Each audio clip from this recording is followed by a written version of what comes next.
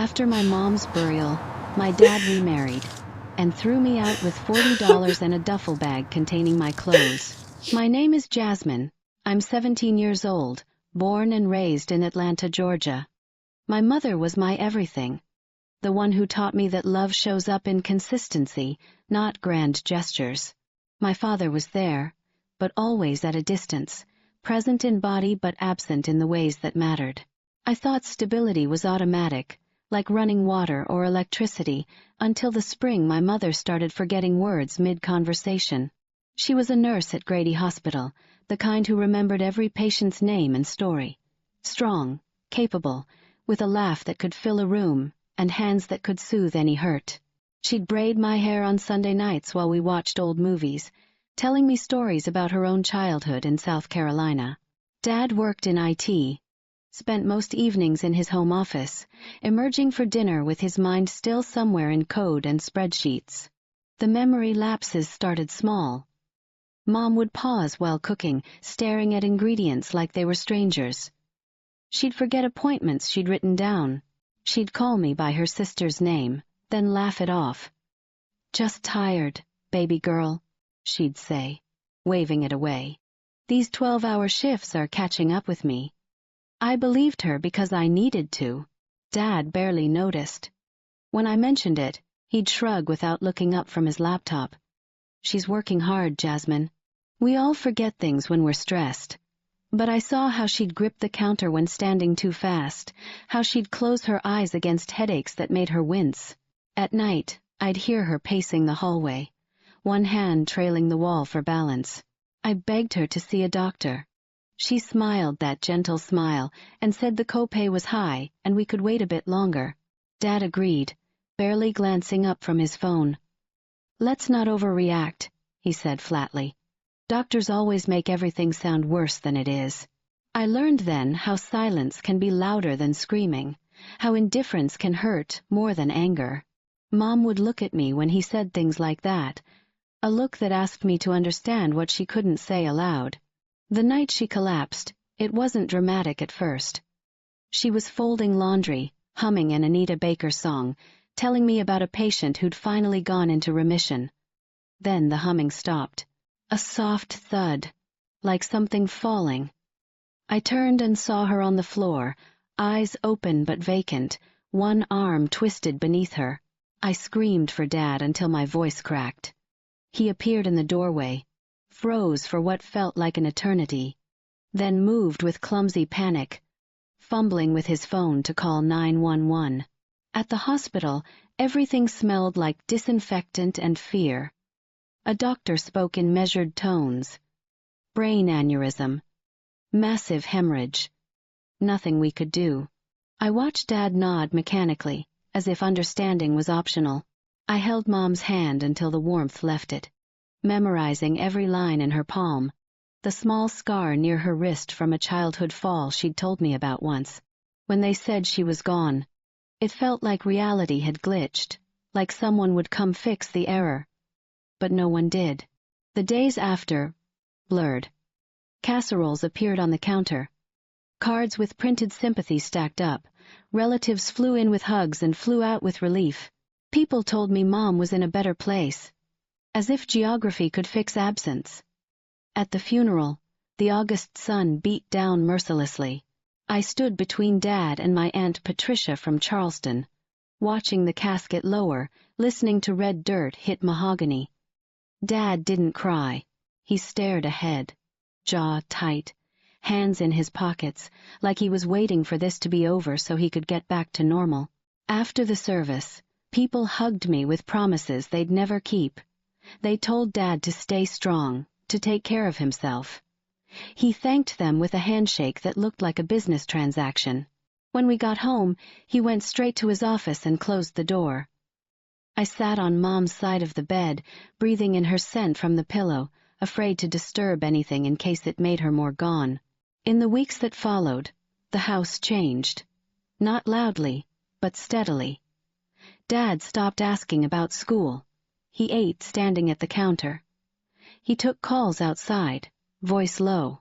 When I mentioned Mom, he'd stiffen like I'd touched a wound, then change the subject. I learned to grieve silently, to make myself smaller. One morning I found a business card for a grief counselor on the kitchen table. I thought it was for me. Later I realized it was for him. He never called. Instead, he started talking about moving forward, about not dwelling on the past. I wanted to ask where that left Mom's memory, where that left me, but the words stayed trapped in my throat. I didn't know then how quickly a parent can become a stranger. I didn't know that some people replace love faster than healing it. 3 months after we buried my mother, Dad told me over takeout pizza that he'd met someone. He said it casually, like mentioning a new project at work. I remember holding a slice halfway to my mouth, watching grease drip onto the paper plate, wondering how time could sprint for him while crawling for me. Her name was Vanessa. She was polished in ways Mom never cared to be. Hair always styled, makeup perfect, clothes expensive. When I first met her, she brought designer cupcakes and hugged me like we were already close. Her perfume was sharp, chemical, nothing like Mom's cocoa butter and shea. "I've heard so much about you, Jasmine," she said, holding my shoulders, studying my face like she was appraising jewelry. "Your father just raves about you." I didn't know then that people could say true words with false intentions. At first, she performed well, asked about school, complimented my room, called me sweetheart in a voice that sounded kind if you didn't listen beneath it. Dad seemed lighter around her, laughing more, animated in ways I hadn't seen since before Mom got sick. I told myself I should be grateful he wasn't drowning in grief. I told myself this was healing, even though it felt like erasure. The wedding was quick. A courthouse ceremony on a Friday afternoon. Just Vanessa's sister and Dad's coworker as witnesses. I wasn't asked my opinion. I was informed. "It's time to move forward, Jasmine," Dad said, adjusting his tie in the mirror. "You'll understand when you're older." I stood behind him, invisible, watching him rehearse a future that didn't include my input. When Vanessa moved in, the house rearranged itself around her. Furniture shifted. The kitchen was reorganized with things Mom never owned, expensive appliances that stayed in boxes. Mom's photos disappeared from shared spaces, replaced with abstract art, Vanessa said, felt less heavy. She never told me not to mention Mom. She just found reasons to leave the room when I did. The comments started small. "You're eating that? Girl, carbs will catch up with you. Your room could use some work. At 17, you should have higher standards. When I was your age, I was working and helping my mother. What do you contribute here?" Each sentence landed soft but stacked heavy. When Dad was around, she smiled and softened her tone. When he wasn't, the warmth evaporated. "Let's be real," she told me once, arms crossed in my doorway. "This is mine and your father's house now. You're just here until you figure out your next move." I tried harder, stayed out of the way, did chores without being asked, came home immediately after school, swallowed grief and frustration and fear. Still, I felt the shift. Dinners, where conversation flowed around me, decisions made without me. Dad began echoing Vanessa's words, talking about me being practically an adult and needing to take responsibility. One night, I heard them through the thin walls, Vanessa's voice, persuasive and sharp. "She's not a child anymore, Marcus, and every time I look at her, I see Nicole. It's not healthy for you to keep reliving that grief." Dad's response was quiet, defeated. "I know. I don't know what the right thing is. The right thing is putting us first," Vanessa said. "We're trying to build a life here. She's holding you back." I stood frozen in the hallway, heart hammering, realizing I'd become an obstacle to his happiness instead of his daughter. From then on, Vanessa stopped pretending. She stopped asking about my day. She stopped including me in plans. She began referring to the house as ours, and to me as still figuring things out. When I spoke, she listened with visible impatience. When I stayed quiet, she looked satisfied. Dad noticed, less and less. Or maybe he noticed and chose not to intervene. Either way, I became a stranger in my own father's house, a guest who'd overstayed, learning how loneliness can exist even in crowded rooms. If you've ever felt invisible in your own home, or struggled with a step-parent who made you feel unwanted, drop a comment and share your story. You're not alone. And please, subscribe so you don't miss how this story ends, because what happens next changed everything. The day it happened didn't announce itself. No warning, no build-up, just a quiet Saturday morning. I came downstairs for breakfast.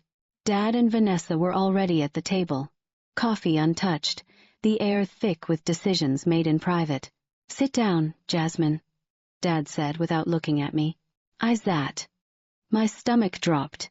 Vanessa watched me like I was a problem being solved. Dad cleared his throat.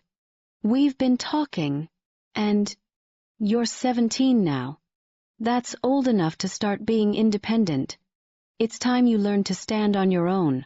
The words sounded rehearsed, borrowed. I stared at him. "What do you mean?"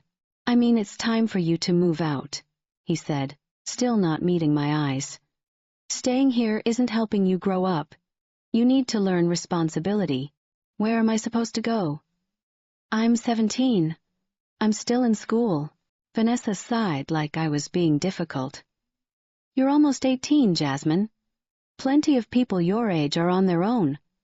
This isn't personal, it's just reality." "Dad?" I looked at him, searching for my father. "You're serious?" He finally looked at me, and what I saw was worse than anger. It was indifference. "You'll figure it out," he said. "You're smart. You always land on your feet." The way he said it felt like praise for surviving something he was actively causing. Vanessa stood. "I'll get your things." She walked upstairs before I could respond. Dad stayed at the table, staring at his coffee like it held answers. "Dad, please," I whispered. "I don't have anywhere to go." "You'll be fine," he said flatly. "Trust me, this is for the best." Vanessa came back with my old duffel bag from track team, stuffed with whatever clothes she'd grabbed. She dropped it at my feet. "Everything you need." Dad pulled out his wallet, counted out some bills. $40. He set them on the table, still not looking at me. "This should help you get started." I stared at the money. $40. For what? A motel room? Food? Bus fare to nowhere? Vanessa opened the front door, standing beside it like a hostess ushering out an unwelcome guest. "Take care, Jasmine." I picked up the duffel bag, my legs weak, my mind blank. I walked to the door. Neither of them stopped me. The morning sun was too bright, too normal. Behind me, the door closed. I heard the deadbolt click. I stood on the porch of the house where I'd lived my entire life. Duffel bag in hand, $40 in my pocket, no plan, no place to go. A neighbor watering plants looked over, then quickly away. Another watched from behind curtains. No one said anything. No one intervened. I walked. I didn't know where. Just that standing still felt impossible. Cars passed. People jogged by with earbuds in. The world continued like nothing had happened. I tried to keep my face neutral, but tears came anyway. Shame flooded me for crying in public, for being unwanted, for not knowing what came next. At a bus stop, I sat and checked my phone. 12% battery. No calls, no messages. I thought about calling friends from school, then remembered how fast teenage friendships dissolve when things get complicated. I thought about Aunt Patricia, then remembered her hollow promises at the funeral. I thought about Mom, about how she would have fought for me, how this never would have happened if she were alive. The thought broke something open inside me. As afternoon became evening, fear settled deeper. $40 wouldn't get me far. I had a duffel bag of clothes and nowhere to go. I realized how quickly life tips from stable to desperate, how conditional love isn't love at all. Before I tell you what happened next, I need to know, are you still with me? Hit that like button if you want to see how I survived this.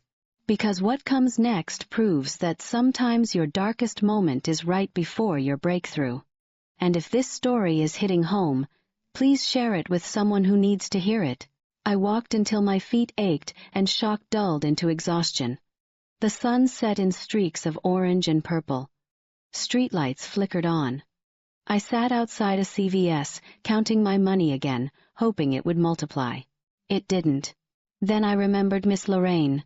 She'd been Mom's best friend since nursing school, had been at our house countless times for Sunday dinners and game nights. After Mom died, she'd hugged me tight and whispered, "Baby, if you ever need anything, you call me. You hear? Anything." At the time, it sounded like something people just say. Now it felt like my only lifeline. I used the last of my phone battery to call. She answered immediately, voice warm and concerned. When I explained what happened, her silence wasn't shock, it was rage held back. "Where are you right now?" she asked, voice tight. "CVS on Cascade Road." "Don't move." "I'm on my way." Miss Lorraine lived in a small house in southwest Atlanta, the kind with a porch swing and wind chimes. She set me up in her daughter's old room, made me sit at her kitchen table, and put a plate of food in front of me like it was medicine. "We're going to figure this out," she said firmly. "But tonight, you just rest." I slept in pieces, waking to every sound, afraid this kindness would evaporate. But morning came, and Miss Lorraine was still there, making grits and eggs, talking about next steps like I mattered. Life didn't magically improve. I learned how fast money disappears. I learned the weight of hunger. I took whatever work I could find, babysitting, cleaning offices after hours, weekend shifts at a soul food restaurant. Some people were kind, others treated me like I was disposable. I swallowed insults about being young and irresponsible. I reminded myself survival isn't pretty, it's persistent. Miss Lorraine helped me stay in school, helped me apply for financial aid. She never made her kindness feel like charity. She'd say, "Your mama would have done the same for my girl. This is what family does." I also started volunteering at a women's shelter, helping with intake, organizing donations, listening to stories that mirrored my own. I learned that asking for help wasn't weakness, it was strategy. That community could be chosen, not just inherited. I developed a passion for hair. Started practicing braids and natural styles on Miss Lorraine, on her neighbors, on girls at the shelter. It felt good to help people feel beautiful, to give them something they could control. I enrolled in cosmetology school part-time, taking night classes while working days. Months became years without ceremony. I saved enough to rent a room in a shared house with 2 other young women. Nothing fancy, just a door that locked and a space that was mine. I hung a photo of Mom on the wall and talked to her sometimes when the room felt too quiet. I told her about my progress, my struggles, the woman I was becoming. Small victories started stacking. A compliment from a client. A tip larger than expected. A paycheck that covered groceries and bus fare. There were nights I cried anyway, mourning the ease I'd lost, the childhood that ended without permission. I thought about Dad sometimes, wondered if he ever pictured me walking those streets with a duffel bag, wondered if it bothered him. Then I stopped wondering. Wondering didn't pay rent. Moving forward did. I learned how to budget, how to advocate for myself, how to say no without apologizing. I learned that asking for help wasn't weakness, it was survival. That the people who choose you matter more than the people who share your blood. By my mid-20s, I had something that felt unfamiliar but real. Stability. I worked at a salon in Midtown, had my own chair, a book of regular clients who trusted me with their hair and their stories. I rented a small apartment alone, paid my bills on time, slept without fear. People told me things while I did their hair. Divorces, recoveries, fresh starts. I learned that transformation rarely looks dramatic in the moment. It looks like consistency, It looks like showing up. It looks like choosing yourself when everyone else has chosen to leave. I volunteered once a month at the shelter, offering free haircuts to women who needed them. It felt right to give back in a way that didn't cost me my dignity. Miss Lorraine became family, not by blood but by choice. She attended my cosmetology school graduation, crying proud tears my father never shed. I didn't talk about Dad much. When people asked, I kept it brief. We're not in contact. Not bitterness, just distance earned. I'd built a life without his approval, and reopening old wounds didn't fit anywhere in it. Still, late at night sometimes, I wondered if he ever thought about me, if regret ever found him. It found him eventually. Miss Lorraine mentioned hearing through mutual friends that Vanessa had left. Apparently the lifestyle she'd been promised didn't materialize. A cousin reached out saying Dad had been asking about me.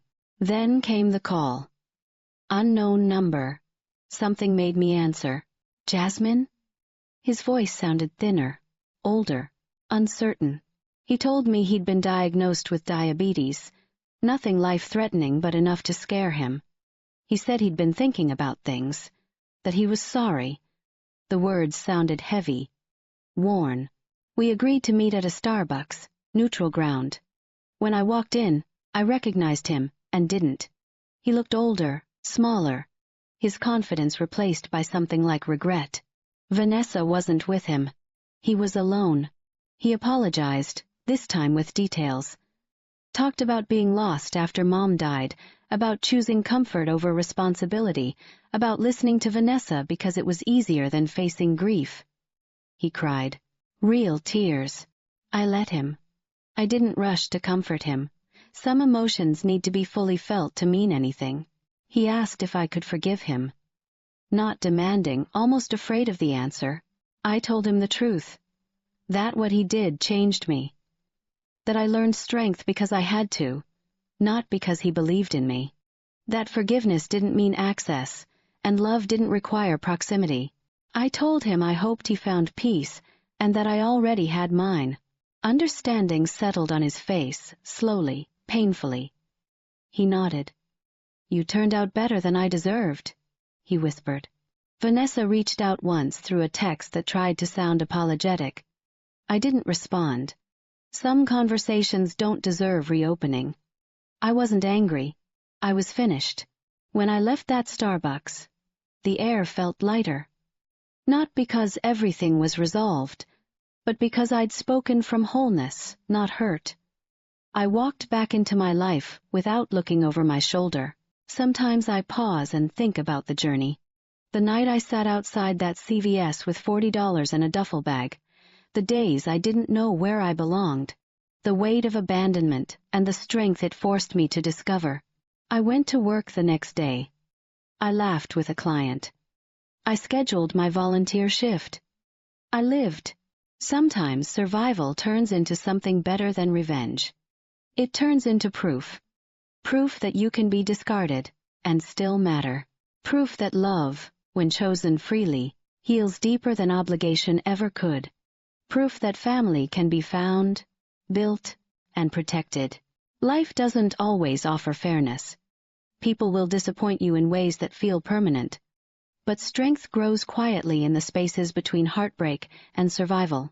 If you ever feel like the world has abandoned you, remember that your resilience is yours alone. Hold it. Nurture it.